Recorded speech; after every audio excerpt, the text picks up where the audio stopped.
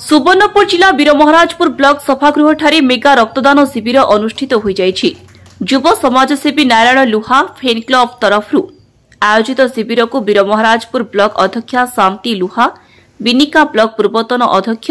अशोक नंद, उपखंड पुलिस अधिकारी हेमंत राव, जिला परिषद सदस्य लव कुमार साहू, चंपामाल सरपंच महेन्द्र जगदला प्रमुख अतिथि भाव जोगदे उद्घाटन करथिले। वीरमहाराजपुर ब्लॉक उपाध्यक्ष नारायण लुहांक प्रत्यक्ष तत्वावधान चलिथिबा रक्तदान शिविर रे आत्मा ब्लॉक अध्यक्ष विवस्पति पंडा, चंपामाल समिति सभ्य लक्ष्मीनारायण साहू, बीडीओ पुरुषोत्तम धरुआंक समेत शताधिक रक्तदाता रक्तदान करथिले। सुवर्णपुर ब्लड बैंक द्वारा रक्त संग्रह करा जायथिला।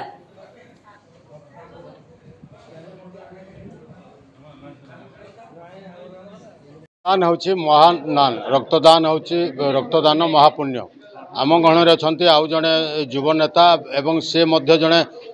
समाजसेवी लव कुमार साहू जिला परिषद सदस्य अच्छा प्रतिक्रिया ना से आज ये अतिथि भाव में जोग देते कौन कहे आज्ञा देखु रक्त विकल्प किसी ना आजिकल वैज्ञानिक जुगरे मनीष वैज्ञानिक माने सब बाहर कर पारे किंतु रक्तर विकल्प बाहर कर नहीं पारे। आमर ब्लॉक उपाध्यक्ष भाई नारायण लोहा दल मत निर्विशेष रे ई सामाजिक काम जेन करिजन मुझे बहुत बहुत धन्यवाद देवी। आउ गत वर्ष भी से करथिले ई ब्लड डोनेशन कैंपर आयोजन ए वर्ष भी करिजन आउ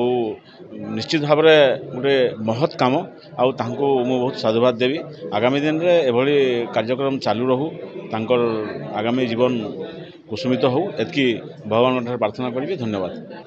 आम गणरे अच्छा जे पुलिस विभाग मुख्य उपखंड पुलिस अधिकारी हेमंत राव महोदय से मध्य जड़े पुलिस विभाग रे चाकरी कले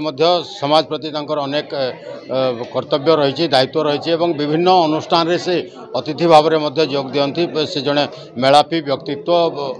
से मानव सेवा को से व्रत कला भाया कार्यक्रम करती। पुलिस विभाग रे थाई सेवा को से बहुत बोली भावी नहीं प्रतिक्रिया नवा सार कौन कहे आज रक्तदान शिविर होची कौन कहे आजिकार शुभ अवसर में प्रथम तो मुझे जो नारायण लुहा फैन क्लब तरफ जो रक्तदान शिविर आयोजन कर साधुवाद दूँ धन्यवाद दूँ। रक्तदान हूँ महापुण्य पृथ्वीर सब मिल किंतु रक्त मिलूनी से मु जो भाई भाई माने आज रक्तदान करुँच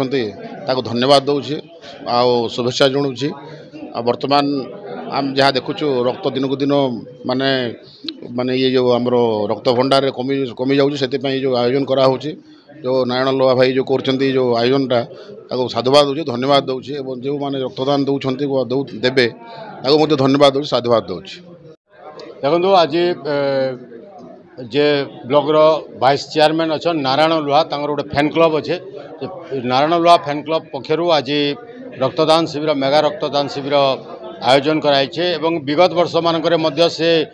मेगा रक्तदान शिविर आयोजन कर सारी से जड़े राजनेता हेले जड़े समाजसेवी आम प्रतिक्रिया नवा जे आज जेहेतु रक्तदान शिविर कर यार उद्देश्य कौन अच्छी भाई सर रक्तदान हो महान पुण्य बोले कहसन से संकल्प नहीं विगत 3 वर्ष आम रक्तदान शिविर कर पहला वर्ष जो धनुजात्रा महोत्सव चलता से समय गोटे रक्तदान शिविर होता 200 यूनिट से दी जाता और गत वर्ष आम प्राय 100 यूनिट फिर रक्तदान करूँ एंता गोटे वर्ष के पर ठीक है गोटे वर्ष पर फिर आ गए रक्तदान शिविर कर नारायण लुहा फैन क्लब तरफ मोर गोटे फैन क्लब चली से फैन क्लब रे बहुत माने शुभेच्छु अच्छा जे मैंने कि निजर इच्छा से रक्तदान शिविर करुचन और आसुचन आज जो आम गोटे डाकरा देलु समस्ते आसले और पाखापाखि ए 100टा रक्तदान दबार माने संकल्प नहीं इतर भी आम 100टा दमु और प्रत्येक वर्ष ये संकल्प जारी रखुचु लोकों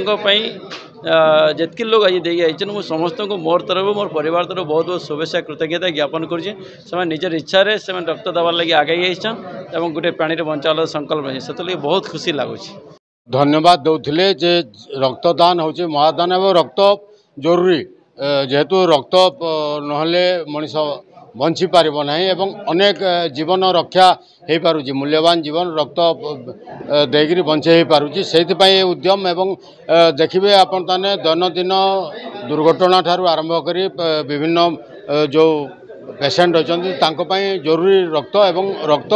देवार निहाती आवश्यकता रही नारायण भाई उपलब्धि करिसेंती एवं आज एभली एक महान कार्य से निजको नियोजित करुछंती एवं आशा रखिछंती जे आज 100 रु ऊर्ध्व पैकेट रक्त एठी ड्रेन हेबो स्वेच्छाकृत भाव में रक्तदान करेंगे अनेक उत्साही युवक युवती अच्छा जो मैंने रक्तदान करने आग्रह प्रकाश करके आसिक स्वेच्छाकृत रक्तदान करुछंती। सुवर्णपुर पश्चिम ओडिशा ब्यूरो कोऑर्डिनेटर किशोर होता रिपोर्ट कामयाब टीवी।